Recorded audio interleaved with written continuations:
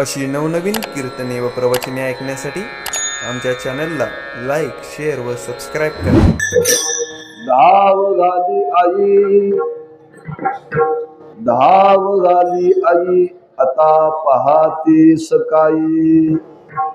धीर नाही माझे पोटी, झालो वियोगे हुंपुटी.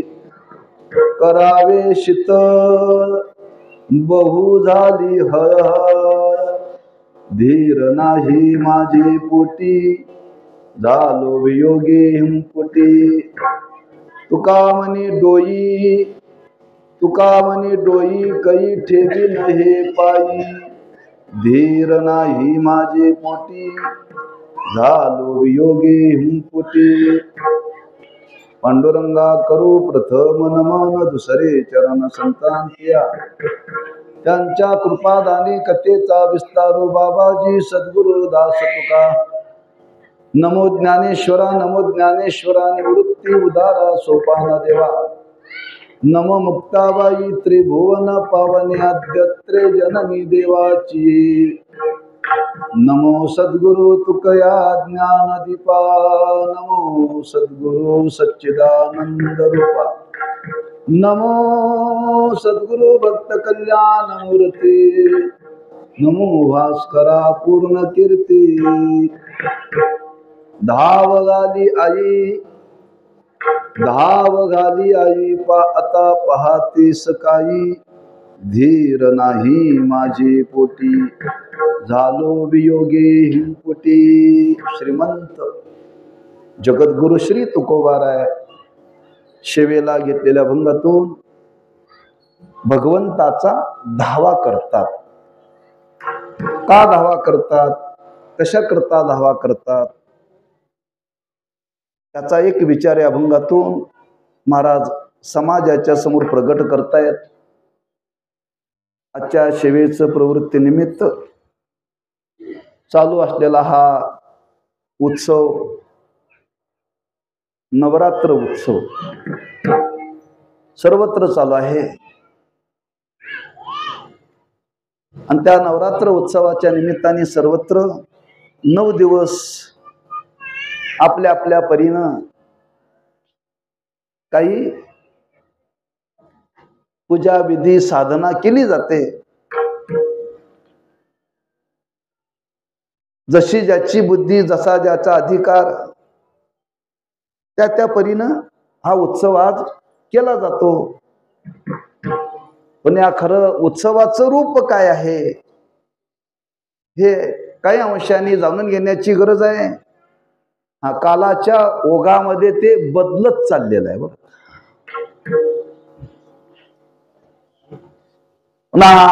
नवरात्रीचा उत्सव आणि त्या उत्सवाच्या निमित्ताने दुर्गा माता उत्सव मंडळ बसवान गल्ली धामणे यांच्या वतीनं आता ह्या नवरात्र कालावधीमध्ये कीर्तनाचं आयोजन या मंडळाने केलेलं आहे. त्या निमित्ताने काही भक्तीच्या संबंधाने चिंतन घडावं म्हणून हा अभंग सेवेकरता निवडलेला आहे. आज या उत्सवाच्या माग फार मोठा हेतू आहे. हा आज कालचा उत्सव नाही बरं, अनादी कालापासून चालत आलेला आहे. कशावरून, ज्या देवीचं प्रगटीकरण झालं ते कधी झालं, अनादी निर्गुण प्रगटली भवानी. काय वर्षापूर्वी, काय 1000 वर्षापूर्वी ती प्रगट झाली असं कुठं वर्णन केलेलं नाही बरं. अनादी, काल निश्चित सांगता येत नाही, ज्याचं कालामध्ये मोजमाप केलं जात नाही त्याला अनादी शब्द वापरला जातो बरं. अनादी कालापूर्वी या देवीचं प्रगटीकरण झालं. कशा करता झालं, मोह महिषासूर मर्दना लागुनी. मोहरूपी महिषासूर नावाचा राक्षस, त्याला मारण्याकरता बरं त्या देवीचा झालेला अवतार आहे. कधी झाला, कुठल्या कालात झाला हे पाहायचं असेल तर त्याच्याकरता देवी पुराण नावाचं पुराण आहे आणि त्या पुराणामध्ये याचं विस्ताराने वर्णन केलेलं आहे. वास्तविक जसं सप्ताहामध्ये ज्ञानेश्वरीचं पारायण केलं जातं तसं नवरात्राच्या कालामध्ये देवी पुराणाचं पारायण करावं. बरं, देवी पुराण वाचावं म्हणजे काय या देवीच्या प्रगटीकरणाच्या मागे येतोय आपल्याला कळेल. पण ते कोणी बघायला तयार नाही.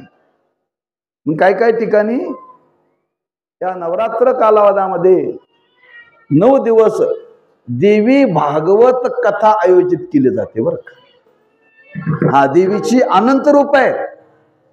देवीची अनंत रूप आहेत. अनेक रूपामध्ये ती देवी प्रकट झालेली आहे.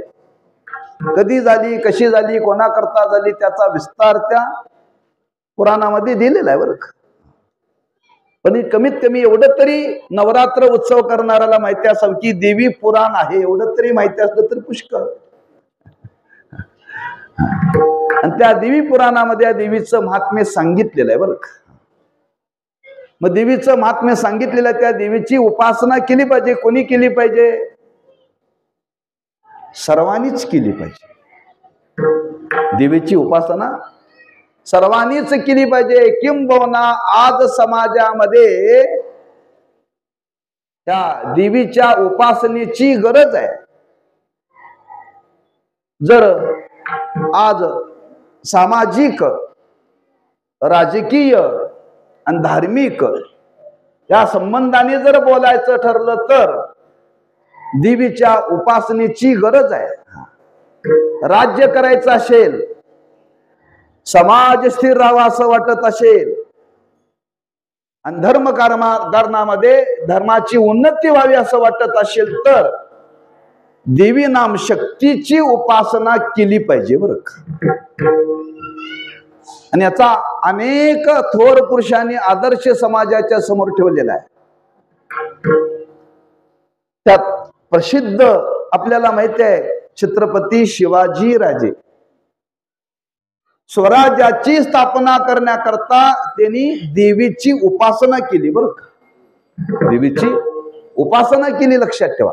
म्हणजे स्वराज्याची स्थापना करण्याकरता देवीच्या उपासनेची गरज आहे. देवी प्रसन्न होती छत्रपती राजेंना. बरं का, आणि त्या शक्तीच्या द्वारे त्यांनी महान कार्य केलं. महान कार्य केलं. बरं का, म्हणजे राज्य स्थापन करण्याकरता, समाज स्थिर राहण्याकरता शक्ती लागते आणि ती दैवी शक्ती लागते. बरं का, कुठली शक्ती लागते? दैवी शक्ती लागते. 2 तास बोलण्याकरता शक्ती लागते. भांडण करण्याकरता शक्ती लागते. ही दैवी शक्ती नव्हे. बरं का, भांडण करण्याकरता सुद्धा शक्तीच लागते. युद्ध करण्याकरता सुद्धा शक्तीच लागते. पण समाज स्थिर राहण्याकरता आणि समाजामध्ये येणाऱ्या संकटाला दूर न करण्याकरता मात्र दैवी शक्तीची गरज आहे. दैवी शक्तीची गरज आहे. आणि ती दैवी शक्ती आज आमच्या तुमच्या जीवनामध्ये प्रगट होण्याकरता कुणाची उपासना केली पाहिजे? देवीची. कोणत्या देवीची? एक कलाकार होऊन गेली, तिचं नाव दिव्या आहे. हे नाव घ्यायचं नसतंय. नावच तिचं आहे बरं का देवी.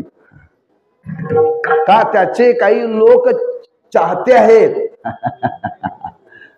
मग लोक म्हणतील त्याची उपासना करायची का? नव्हे. बरं का, देवी नाम शक्ती ती दैवी शक्ती आहे आणि त्या दैवी शक्तीची उपासना जीवनामध्ये केली पाहिजे. बरं का, तुम्ही आजही विचार करा, रोजच्या जीवनामध्ये सुद्धा आपलं जीवन व्यवस्थित चालण्याकरता आपल्या जीवनामध्ये दैवी शक्तीची गरज आहे.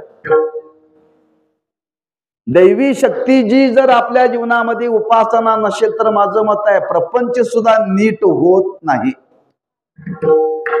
प्रपंच सुद्धा नीट होत नाही. बरं का, म्हणून ही दैवी शक्ती आणि ती शक्तीची उपासना अनादी कालापासून आपल्या या भूमीमध्ये, भारत भूमीमध्ये चालत आलेली आहे. आणि त्या शक्तीचा उत्सव म्हणजे हा 9 दिवसाचा केला जातो बरं का.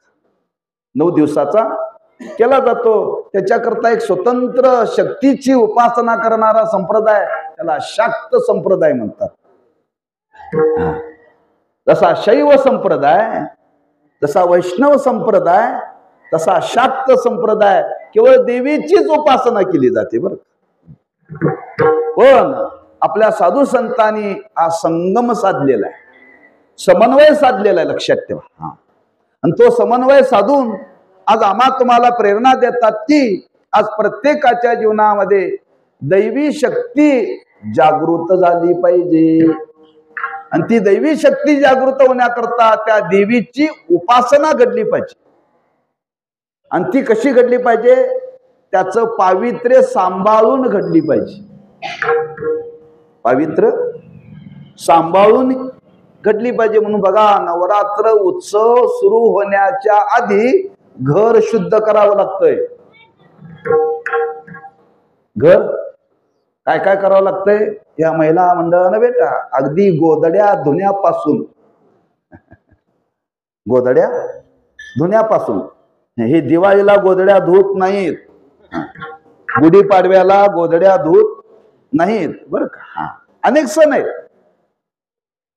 फक्त ह्या नवरात्र उत्सवाच्या आधी घर पवित्र करावं लागतं. लक्षात ठेवा, देव बसणार म्हणून, देव बसणार म्हणून घर शुद्ध करावं लागतं. मग घरात देव बसण्याकरता जर घर शुद्ध करावं लागतं तर शरीर रूपी घरामध्ये देव प्रगट होण्याकरता हे शुद्ध करायला पाहिजे का नको? आणि त्याची शुद्धता ठेवण्याकरता 9 दिवस उपवास करायचा. 9 दिवस ब्रह्मचारी व्रत पाळायचं. हे 9 दिवसाचा कालावधी लक्षात ठेवा. पण आम्ही फक्त 9 दिवसच करतो. बाकी जैसे थे ये रे माझ्या मागल्या ताक कन्या चांगल्या, अखंड केली पाहिजे. पण त्या उपासनेच्या बाबतीत पावित्र्य पाळण्याकरता मात्र 9 दिवसाचा कालावधी सांगितलेला आहे. तो अतिशय पवित्र पाळावा लागतो. आमच्याकडे पद्धत आहे, तुमच्याकडे काय माहिती नाही.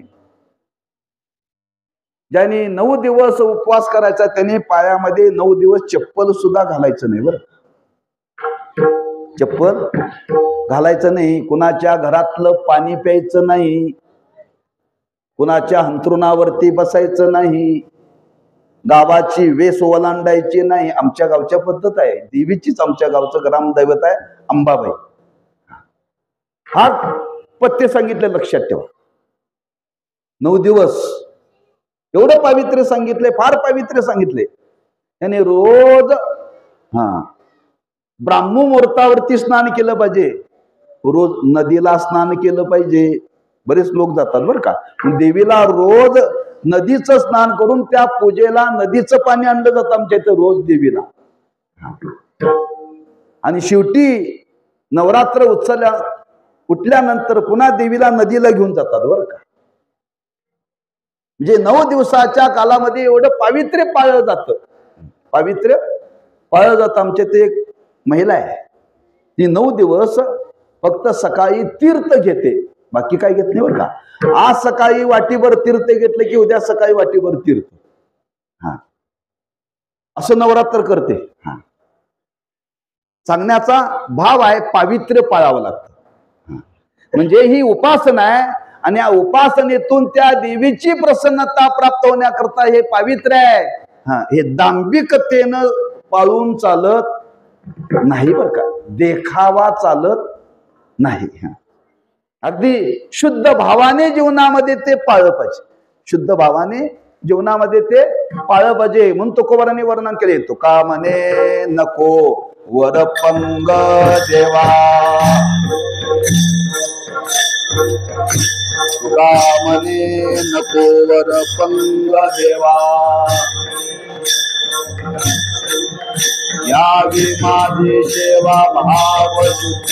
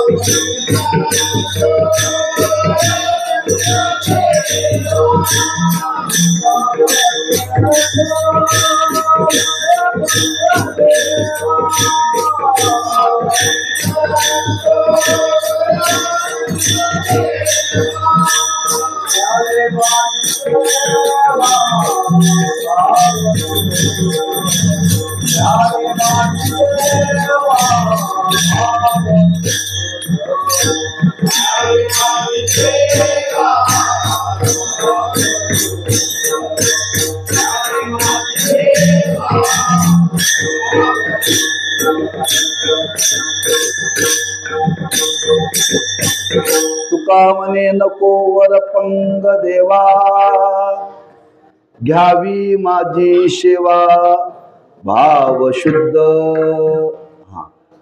आपण काही कालापूर्ती करतो, ही दाखवण्याची भक्ती आहे बर का, दाखवण्याची भक्ती आहे. हा, एवढ्याने काही आपल्यात बदल होणार नाही बर का, एवढ्याने बदल होणार नाही. तुम्ही बघितलं का आता सुधारणा झाल्या. तुम्ही न्हाव्याच्या दुकानामध्ये गेला की तिथं वस्ताराला लावण्याकरता दगड असायचा,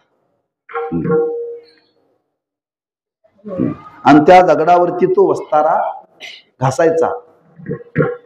घासून घासून घासून तो दगड झिजतोय बर का, का रोज घासावा लागतोय, रोज घासावा लागतोय. आता वस्तारा राहिला नाही, एकाची दाढी गेली की ते ब्लेड काढायचं आणि टाकायचं, का येडस होईल म्हणून.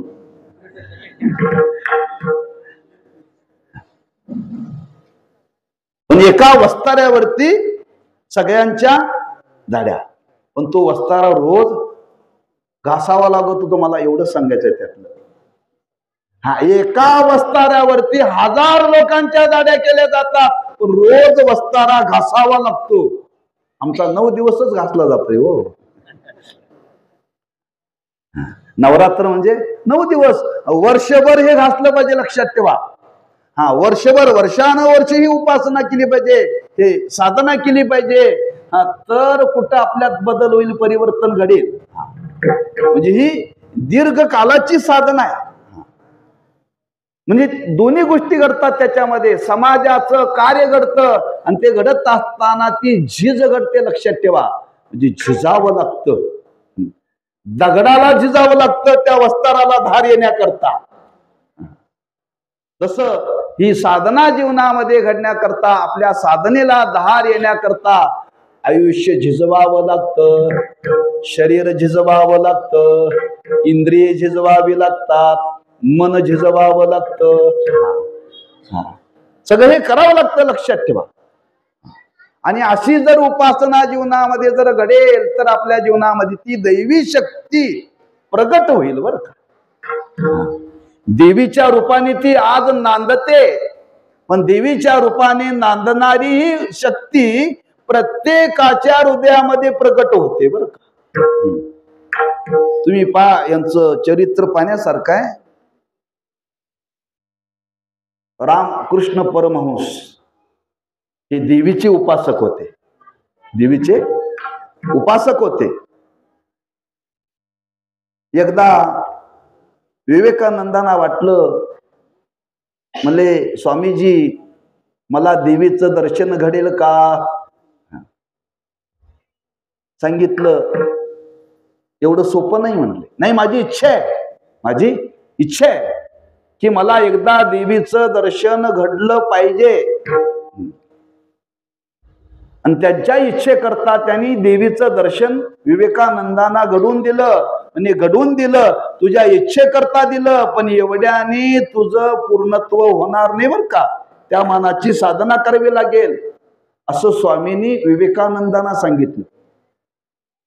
म्हणजे थोर पुरुष आज त्या देवीची उपासक होते, आणि ही देवीची उपासना अखंड चालण्याकरता, त्या उपासनेला उजाळा देण्याकरता घटस्थापने दिवशी पितांबरीनं देव घासले जातात. देवाला उजाळा आला पाहिजे ना. भांड्याला उजळा येण्याकरता भांडी घासली जातात, तेव्हा माणसं त्या देवाला उजळा येण्याकरता पितांबरीने घासतात. पितांबरीने घासून उजाळा देतात. त्या देवीवरती तेज येतं. नुसतं पितांबरीने देवाला घासल्यानंतर त्या देवीला उजळा यावा लागतो. तसं आमच्या तुमच्या जीवनामध्ये त्या उपासनेला उजाळा यावा म्हणून ही जागृती देण्याकरता प्रतिवर्ष उत्सव केला जातो. उजळावया आलो,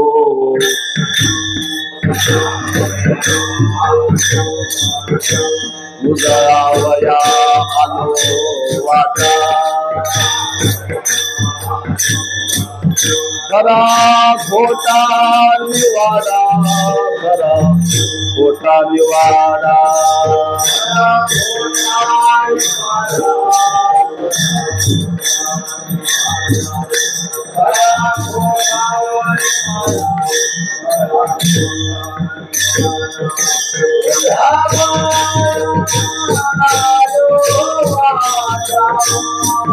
उदयावया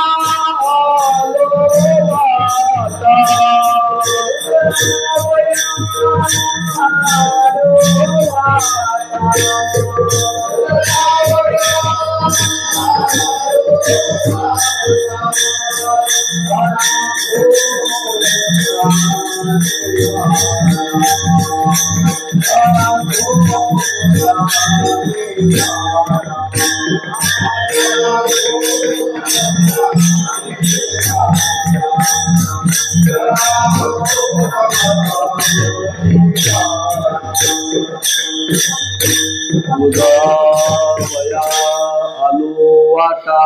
उजळणी आहे 9 दिवसाची वर काय. आपल्याकडे गावोगावी दौड चालू आहे. मग ज्या भागातून दौड येणार आहे त्या गल्ल्या स्वच्छ कराव्या लागतात. बरं, गल्ल्या स्वच्छ करावे लागतात. स्वच्छ करून सडा रांगोळी घालावी लागते. किती प्रसन्नता येते हो. एवढ्या गल्ल्या स्वच्छ केल्या जातात, एवढ्या रांगोळ्या घातल्या जातात. परिणाम प्रत्येकाच्या मनाला एक प्रसन्नता येते. प्रसन्नता येते. एक दिवस जर गल्ली जर स्वच्छ ठेवली तर प्रसन्नता येते. 12 महिन्या जर अशा गल्ल्या स्वच्छ ठेवल्या तर जीवन प्रसन्न होणार नाही का. 9 दिवसाचं निमित्त करून का विना आपण थोडी का विना मनाला एक आलेली मरगळ निघून जाते. बरं का, मनाला आलेली मरगळ निघून जाते. हीच जर उपासना जर अखंड जीवनामध्ये घडली तर मरगळ नव्हे, आपलं मरणच निघून जात आहे. एवढं सामर्थ्य त्या उपासनेमध्ये आहे.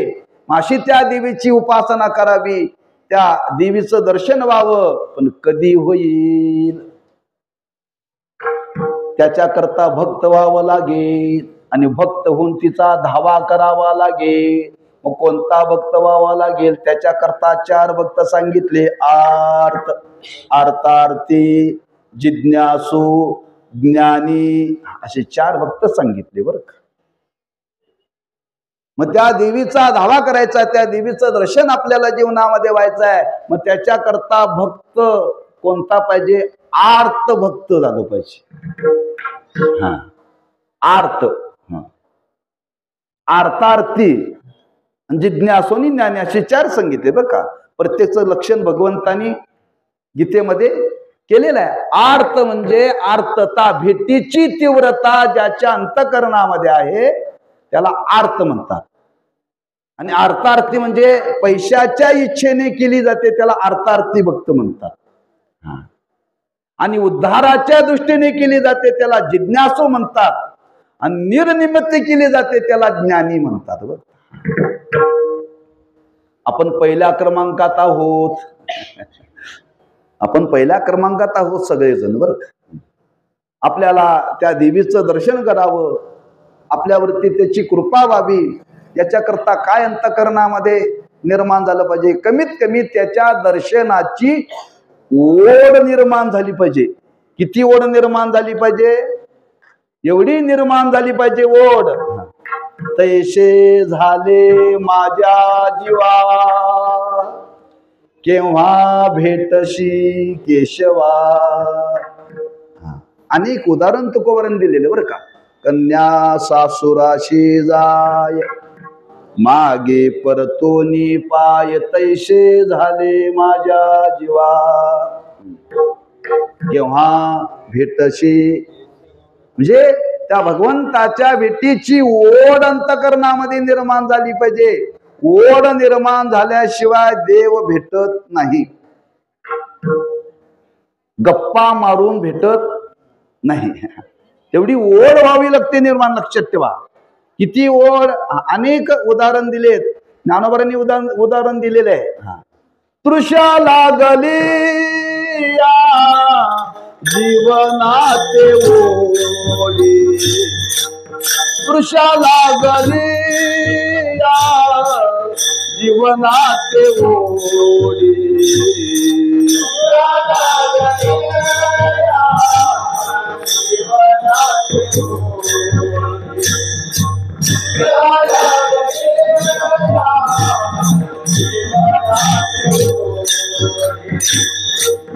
तृषा लागली या जीवनाचे ओढी, तृषा लागली या जीवनाचे ओढी.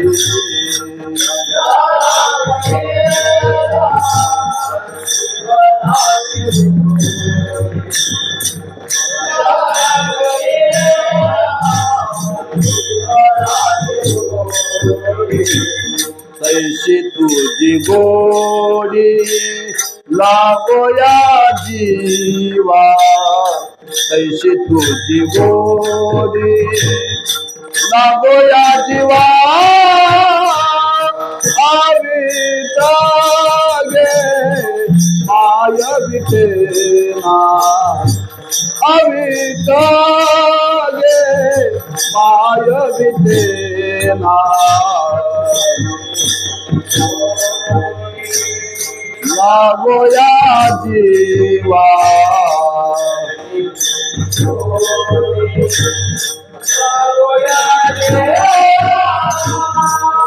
अविता गे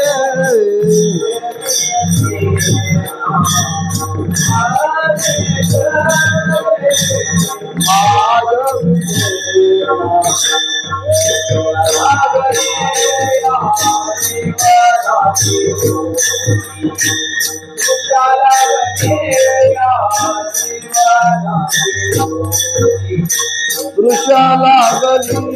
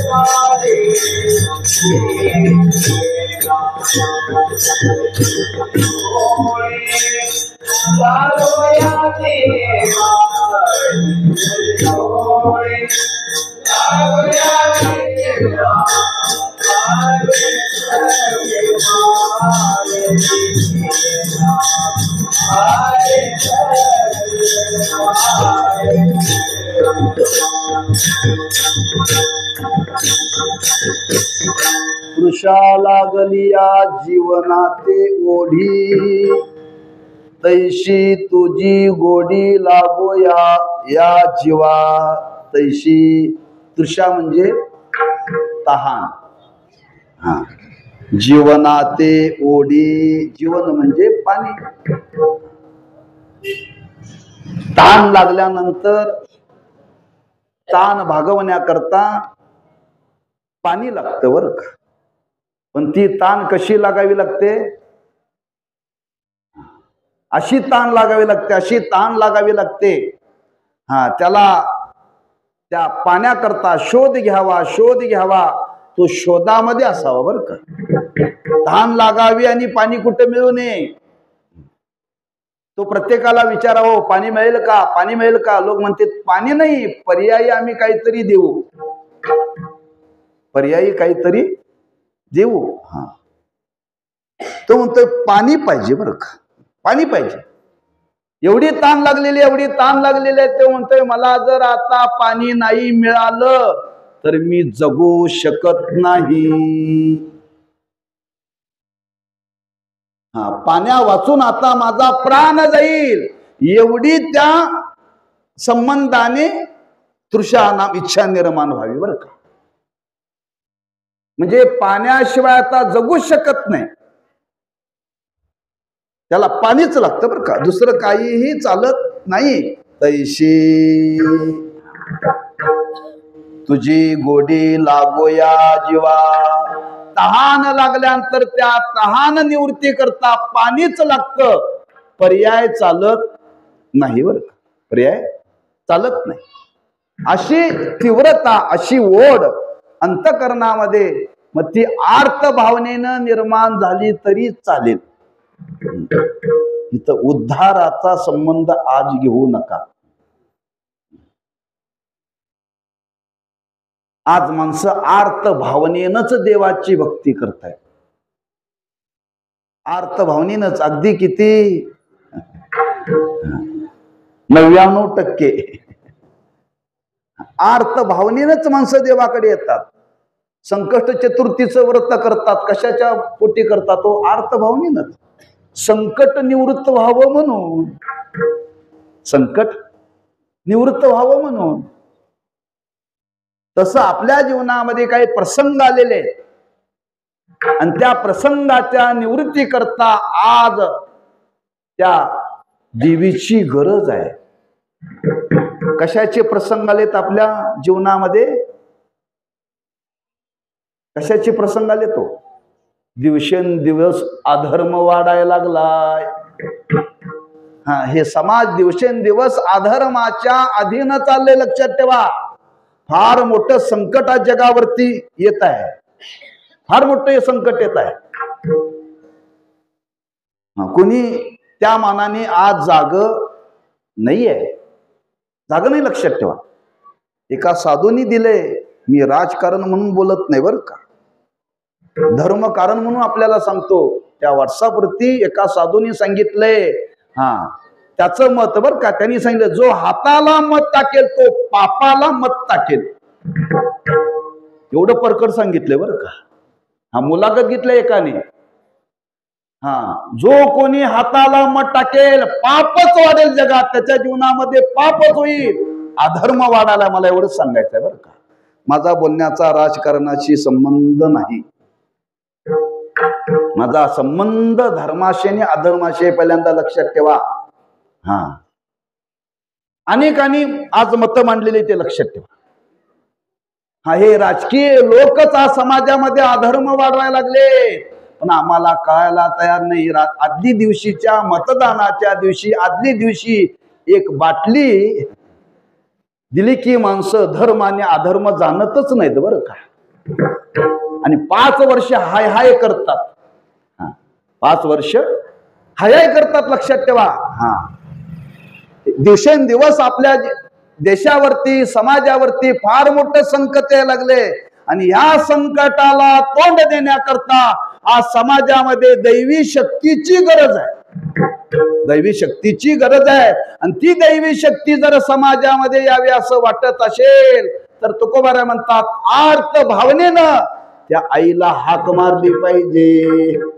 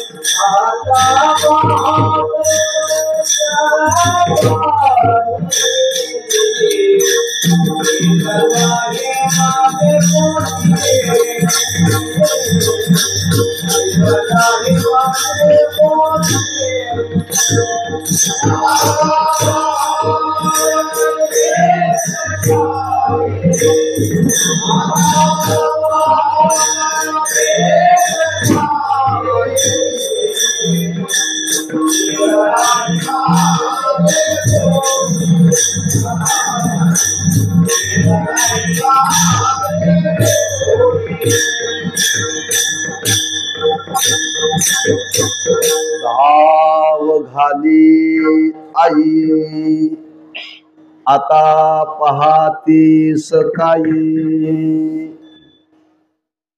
थोडासा विचार करा. आज समाजाच्या दृष्टीने कौटुंबिक जीवनातून तुम्हाला थोडस मी पटवून देतो. बालक आहे आणि त्या बालकाकरता आई धावून येते. बर, बालकाकरता आई धावून येते. कधी येते धावून? त्या बालकावरती संकट आल्यानंतर.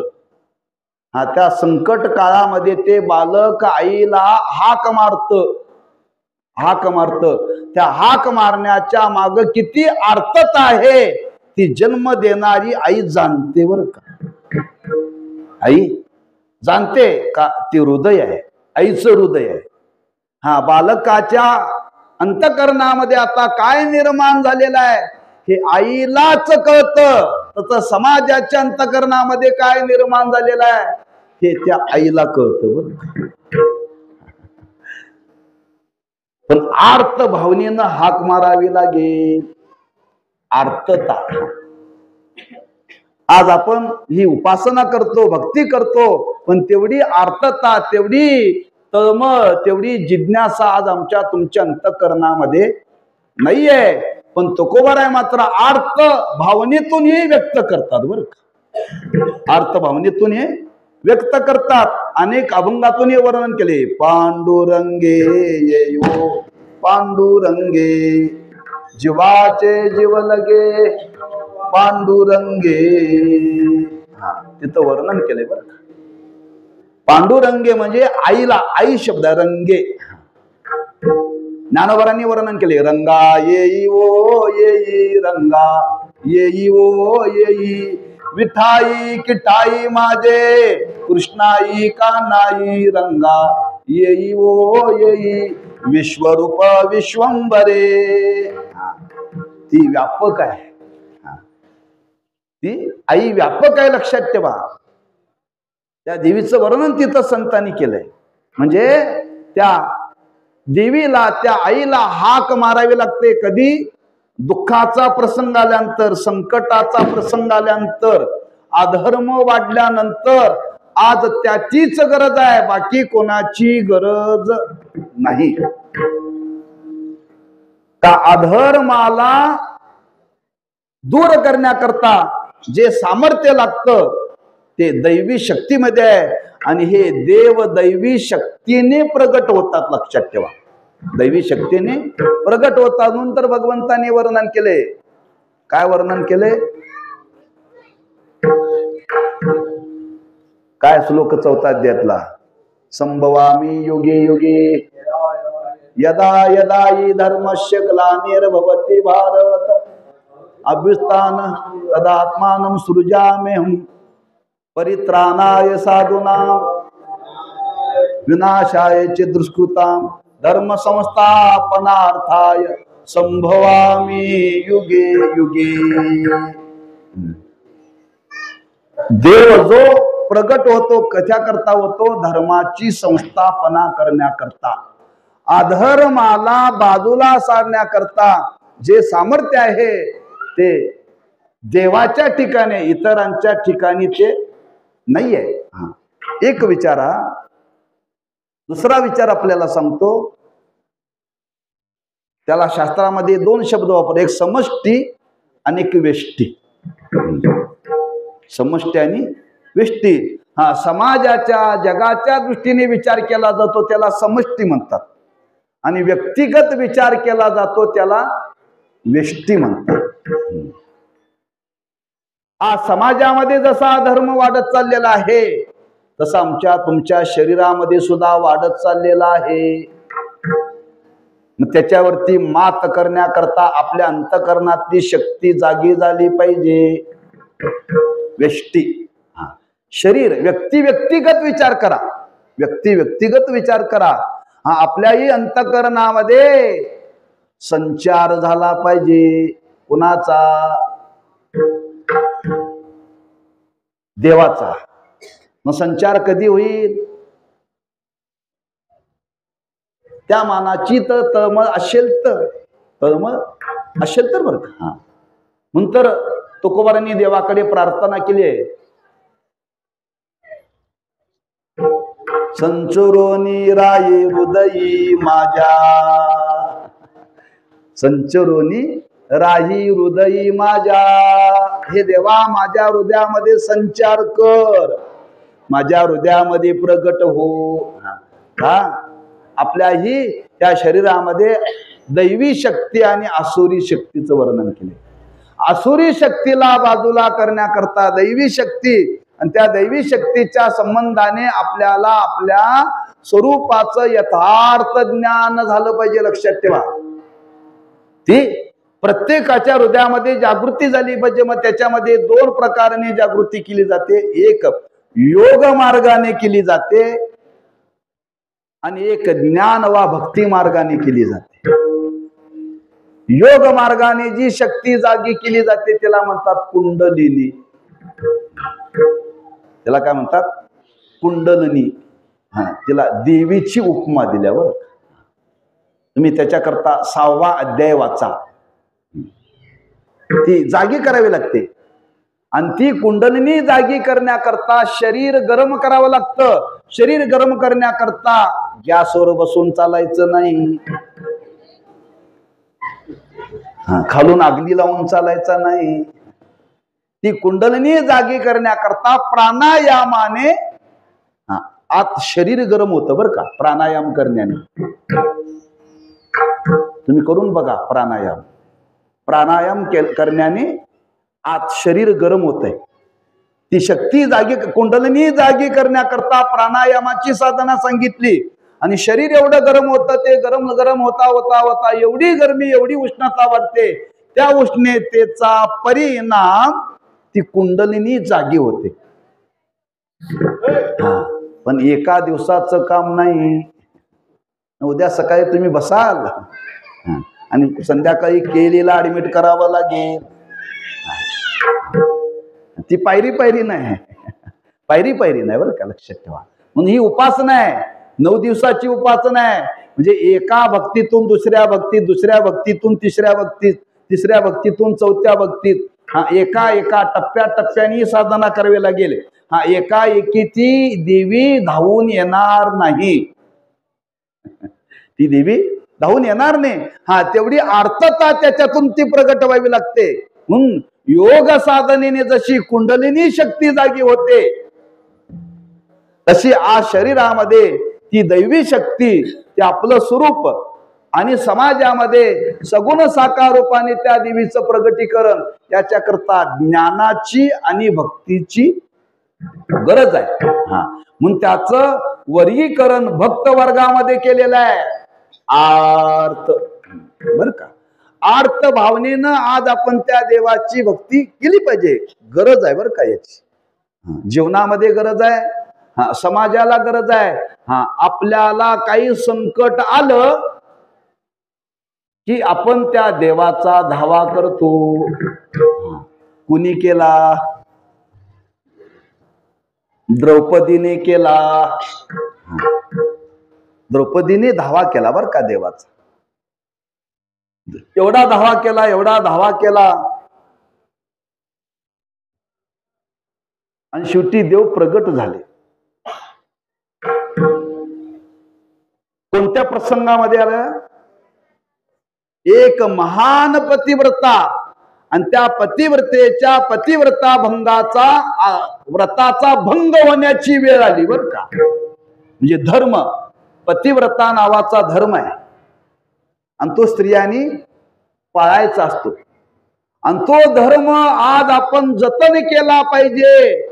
म्हणून त्या द्रौपदीने देवाचा धावा केला आणि त्या धाव्याच्या पोटी देव प्रगट झाले. कोणत्या रूपाने झाले? वस्त्रहरणे वस्त्र कैशी झाली माऊली. पतिव्रता धर्माचं रक्षण करण्याकरता देव वस्त्राच्या रूपाने प्रगट झाले, लक्षात ठेवा. पण कधी? मोहे धाव घाली पाना, मोहे धाव घाली पाना, मोहे धाव घाली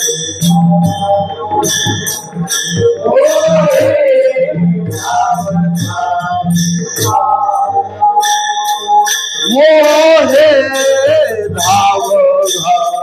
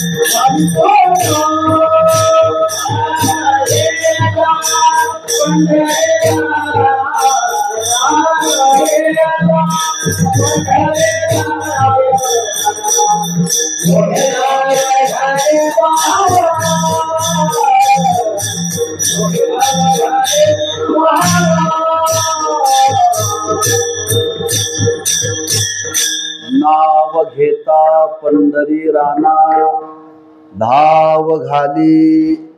बर का, नाव घेता ते आर्त भावनेनं नाव घ्यावं लागतं. आर्ततेने नाव घ्यावं लागतं. तर ती आर्तताच म्हणजे इथं देवाचा वा त्या देवीचा धावा करणं. बर धावा. येईवो येईवो येईवो धावोनिया विलंब का लावियला विठाबाई विश्वंभरे. वर्णन केले तुकोबाने बघा. येईवो येईवो येईवो धावोनिया धाव घाली आई. थोडासा समन्वय सांगणं गरज आहे बर. तुकोबारांनी अर्थ भावनेनं जो कोणी देवाचा धावा करतो त्याच्या करता देव धावून येतो. मग देव धावून येतो, मग तो आई रूपाने येतो का देव रूपाने येतो? देव आणि देवी असे दोन भाव आमच्या तुमच्या मनात आहेत बरं. आज आम्ही तुम्ही उपासना करतो, देवाची भक्ती करतो, पण आमची तुमची धारणा वेगळी आहे. देवी वेगळी आणि देव वेगळा, हे पहिल्यांदा डोक्यातून काढून टाकावं लागेल. हे पहिल्यांदा डोक्यातून काढून टाकावं लागेल, लक्षात ठेवा. इथं देवी आणि देव इथं द्वैत शिल्लक ठेवलेलं नाही आहे. ज्ञानोबांनी फार सुंदर वर्णन केले. देवो देवीची केली चिपुली. ज्ञानगुणी गावा गोविंद हे वर्णन करताना केले. देवी आणि देवी देवची हे दोन टाळ आहेत. हे एकत्र आल्याशिवाय नाद निघत नाही बरं का. एकत्र आल्याशिवाय नाद निघत नाही. हेच वर्णन ज्ञानोबांनी 18व्या अध्यायामध्ये केलेलं आहे. यत्र योगेश्वर कृष्णो यत्र पार्थो, याच्यावरती व्याख्यान करताना केले. आठवती का ओवी? चंद्र तेते चंद्रिका, शंभू तेते अंबिका, संत तेते विवेका, शंभू तेते अंबिका, ऐक्य सांगितलेलं बरं का. हे दोन एकमेकाला सोडून राहत नाहीत. मग इथं देवच देवीच्या रूपाने प्रकट होतो. देव आणि देवी असे दोन भाव नाहीत बरं का. एकच आहे, एकच आहे, लक्षात ठेवा. पण ज्या भावाने तुम्ही त्याचा धावा करेल, त्या भावाने ते प्रकट होते बरं का. तो भाव तसा निर्माण झाला पाहिजे ना. ज्यावेळी त्या द्रौपदीचं रक्षण करण्याकरता देवाला विलंब झाला, देवाला विलंब झाला. देव प्रगट झाले. प्रगट झाल्यानंतर द्रौपदीने विचारलं, देवा एवढा यायला उशीर का? गाडी चुकली? आम्हाला लोक विचारतात ते सांगितलं.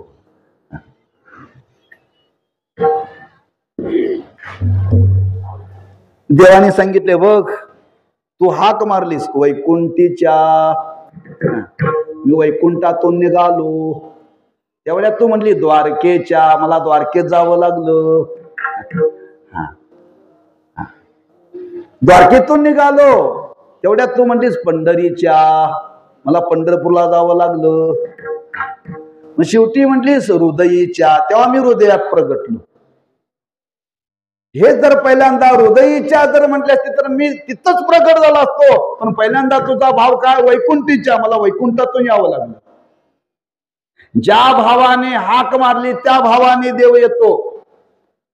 तुम्ही जर आई या भावाने हाक मारली तर तो आईच्या रूपाने प्रगट होतो. लक्षात ठेवा, आईच्या रूपाने प्रगट होतो. पण प्रगट जरी झाला तरी त्या स्वरूपामध्ये काही भेद नाही बरं का. भेद नाहीये. स्वरूप एकच आहे. भक्ताच्या इच्छे करता, भक्ताच्या भावने करता देवाला ते रूप धारण करावं लागतं.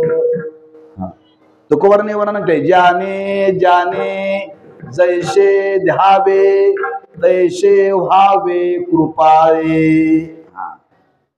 जसं जशी भावना आपण करावी तसं तसं त्या देवाला ते रूप धारण करून प्रगट व्हावं लागतं.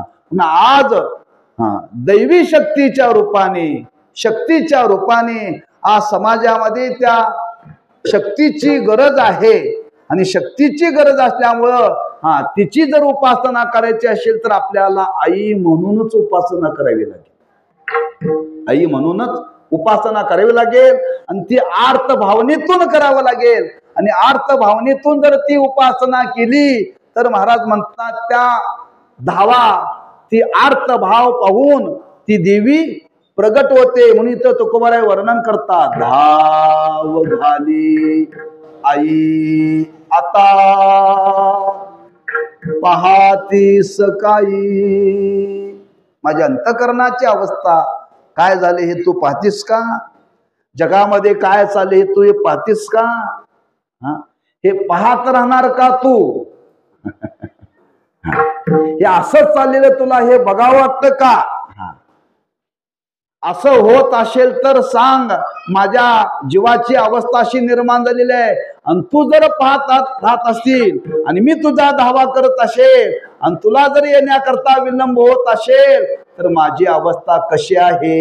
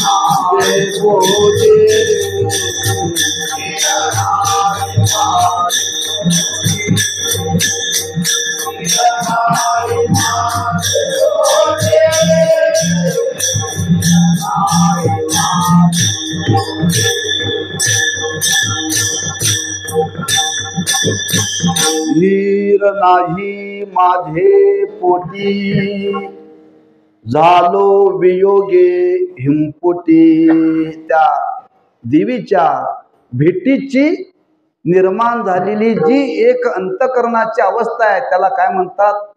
वियोग. त्याला काय म्हणतात? वियोग. बर का? आणि वियोगाच्या कालामध्ये त्या अंतकरणामध्ये धीर राहत नाही. धीर राहत नाही बर का? म्हणजे धीर टिकून राहत नाही बर का? धीर टिकून राहत नाही. धीर नाही माझे पोटी, झालो वियोगे हिमपोटी. की त्या देवामध्ये आणि आपल्यामध्ये जो वियोग झालेला आहे, वियोग झाल्यानंतर जी अंतकरणाची अवस्था आहे त्यावेळी जीवनामध्ये धीराची अवस्था राहत नाही बर का? थोडक्यात धैर्य. धैर्य बर का? म्हणजे धैर्य गलित होतं मनुष्य. आम्ही तुम्ही व्यवहारामध्ये धैर्य गलित होतो, हे देवाच्या बाबतीत झालं पाहिजे बर का? देवाच्या बाबतीत माणसं कधी कधी धैर्य गलित होतात.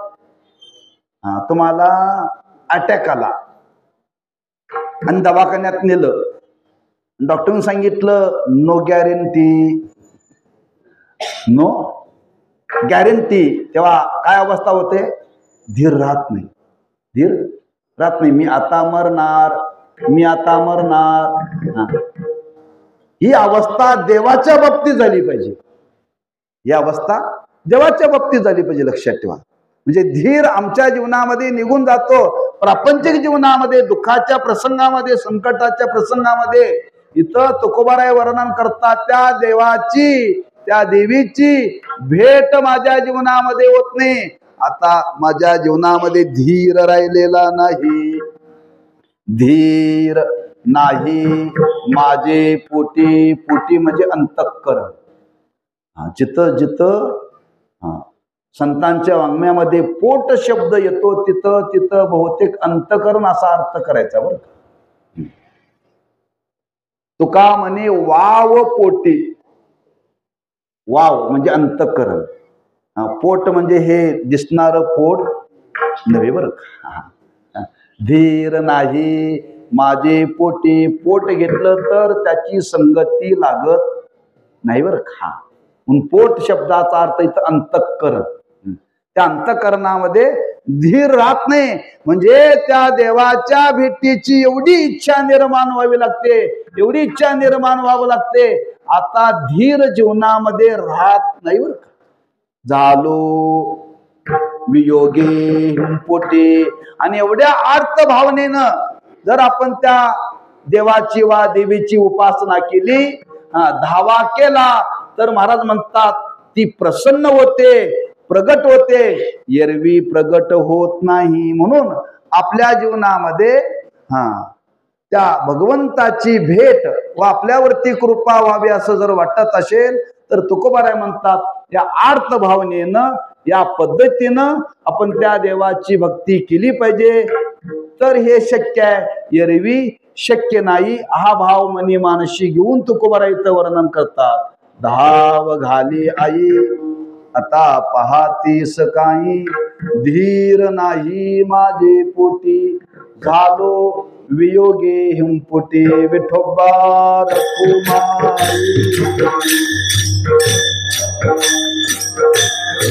जय जय विठोबा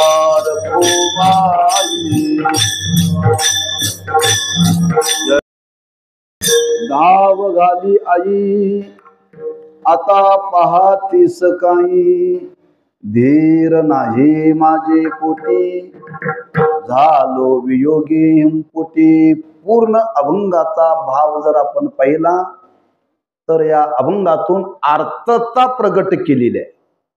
आणि त्या आर्तता प्रगट करण्याकरता त्यातले बारकावे तुकोबाराने वर्णन. आर्तता जी अंतःकरणाची निर्माण होते ती कशी निर्माण होते? धीर नाही माझे पोटी, झालो वियोगी हिंपोटी. ती अर्थता कशी निर्माण होते? करावे शीतळ बहु झाली हळहळ, धीर नाही माझे पोटी, झालो वियोगी हिंपोटी. ती अर्थता आणखी कशी असावी? तुका म्हणे डोई कै ठेवी न हे पायी, धीर नाही माझे पोटी, झालो वियोगी हिंपोटी. पूर्ण अभंगामध्ये आर्तता प्रगट केली आणि त्या आर्त भावनेनं तुकोबाराय धाव घाली आई आता पाहतीस काही. थोडा विचार मला आजच्या परिस्थितीला धरून थोडासा मांडायचा आहे.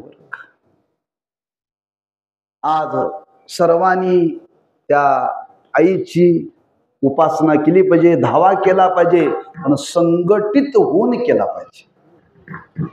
आज समाजामध्ये अशी परिस्थिती निर्माण झालेली आहे, काय पाहतीस. जगणं अवघड झालेलं आहे, अधर्म वाढत चाललेला आहे. बरेच लोक ह्या हिंदूंना खरं भ्रष्ट करता येईल, त्या धर्मातून बाजूला कसं नेता येईल असं अनेक परीनं आक्रमण होत चाललेलं आहे.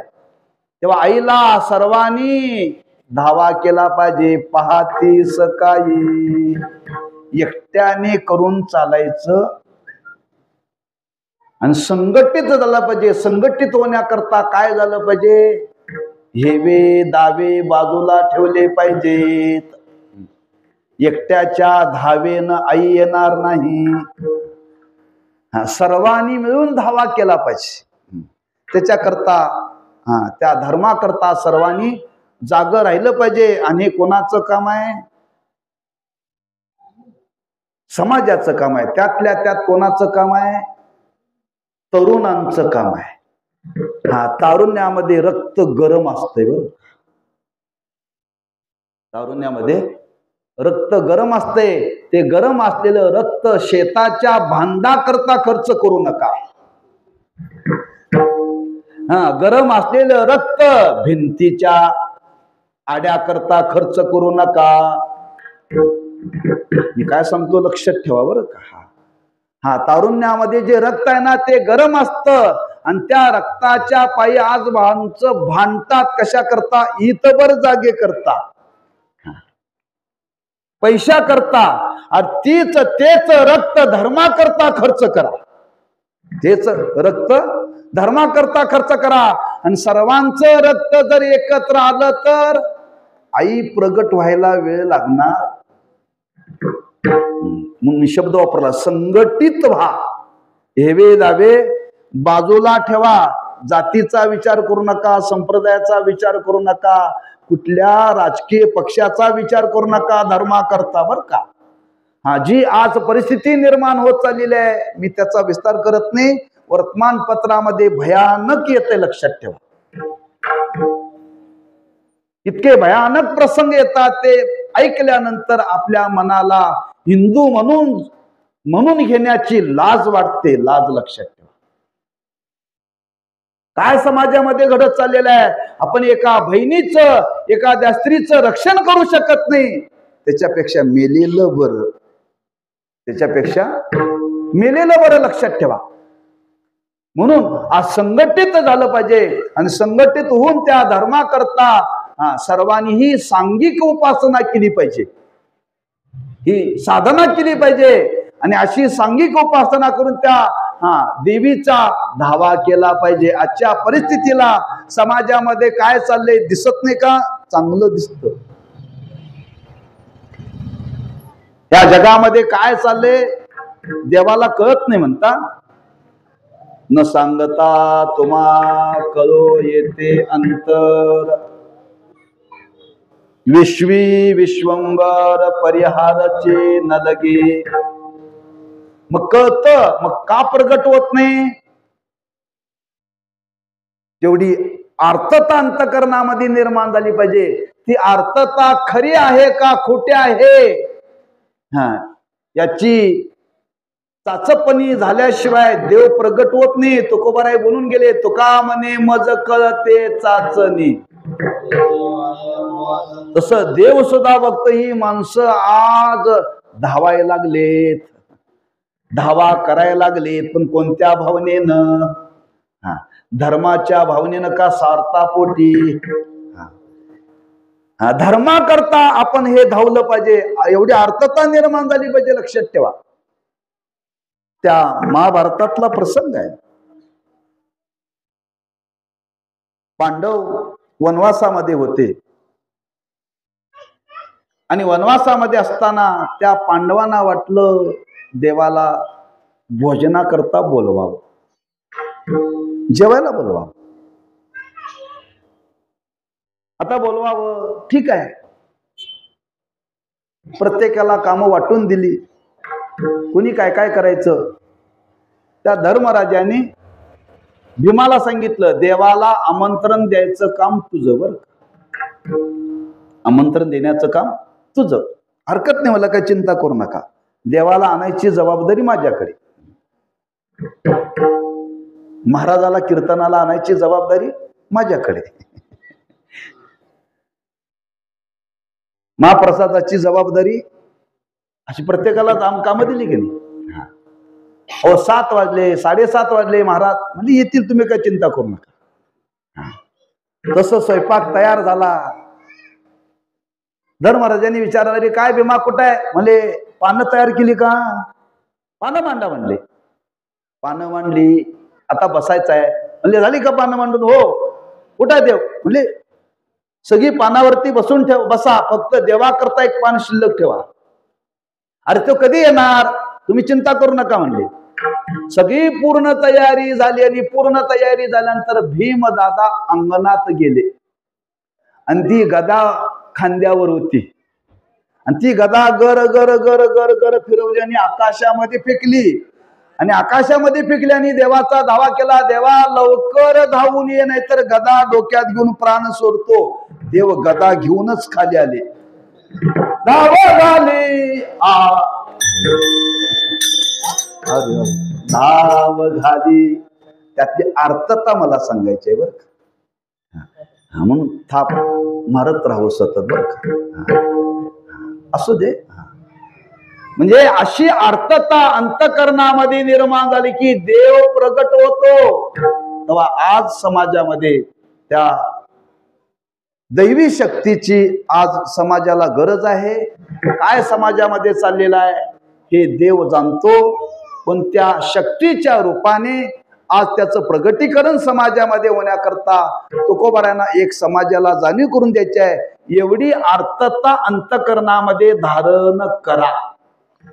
एवढी अर्थता अर्थभाव एवढा अंतकरणामध्ये निर्माण जर सर्वांच्या जीवनात झाला तर देव प्रगट व्हायला वेळ लागणार नाही. आज जी धर्माची आणि अधर्माची जी फारकत झालेली आहे ती निवृत्त करण्याकरता देवी तो देव या रूपाने प्रगट होईल. सर्वांनी संघटित होऊन या रूपाने आज ही उपासना, ही भक्ती, ही साधना करण्याची गरज आहे. आणि या भावनेतून तुकोबारांनी हा भाव समाजाच्या समोर प्रगट केलेला आहे. आणि तो भाव मनी मानशी घेऊन तुकोबाराय म्हणतात. अशा पद्धतीने देवाचा धावा आपण सर्वांनी करू, म्हणजे तो आईच्या रूपाने प्रगट होईल. धाव घाली आई आता पाहती सकाळी, धीर नाही माझे पोटी, झालो वियोगे हिंपुटे. ज्ञानेश्वर माऊली ज्ञानराज माऊली तुकारा. जय जय ज्ञानेश्वर माऊली ज्ञानराज माऊली तुकारा.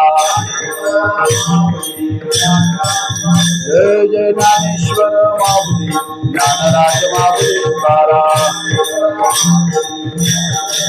जय जय ज्ञानेश्वर माऊली ज्ञानराज माऊली तुकारा. जय जय ज्ञानेश्वर माऊली ज्ञानराज माऊली तुकारा. जय जय ज्ञानेश्वर माऊली ज्ञानराज माऊली तुकारा.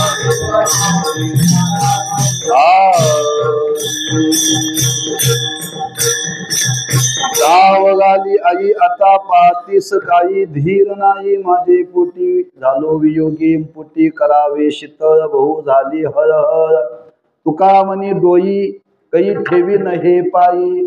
धीर नाही माझे पोटी, झालो वियोगी पोटी. चाललेल्या ह्या नवरात्र उत्सवाच्या संबंधाने काही समाजाला प्रबोधन घडावं या भावनेतून मी फक्त अभंगाचा पहिल्या चरणाच्या संगतीला धरून विचार मांडलेला आहे. अभंग तसाच ठेवलाय बरं. कारण आज ही समाजाला गरज आहे. आणि हा तरुण मंडळाने दुर्गा माता उत्सव, नवरात्र उत्सव, धामणे बसवानगल्ली या मंडळाने ठेवलेला कार्यक्रम आहे. ही जागृती समाजामध्ये आज झाली पाहिजे आणि ती जागृती अखंड राहिली पाहिजे. हे नवरात्र उत्सव आपण 9 दिवस करतो, पण या 9 दिवसाची जी जागृती आहे ही वर्षभर टिकली पाहिजे बरं का. वर्षभर टिकली पाहिजे. आणि वर्षभर टिकण्याकरता जिथं जिथं जिथं सत्संग होतो तिथं तिथं तरुणाने सामील व्हायला शिका. निवडणुकीच्या मेळ्यात जाऊ नका, धर्माच्या मेळ्यात यावर का संघटित पुन्हा पुन्हा एकत्र आपण आलं पाहिजे आणि ही शक्ती वाढवली पाहिजे. हा तरुणाने आपल्या मनावरती हा विचार घ्यावा आणि अधिक अधिक अशी शक्ती, अशी सद्बुद्धी, असं सामर्थ्य त्या जगदंबे मातेनं त्या पंढरीश परमात्म्याने सर्वांना द्यावं अशी त्या देवीच्या चरणी प्रार्थना करून आपण शिवेला पूर्णविराम देऊ. पायाच्या प्रसादे काही बोलिलो विनोदे, मज क्षमा करणे संती नवे अंगभूत युक्ती. नोहेया उपदेश तुमचे बडबडिलो शेष, तुमच्या कृपेचे पोसणे जन्मोजन्मी तुका म्हणे. तुकाराम तुकाराम तुकाराम तुकाराम.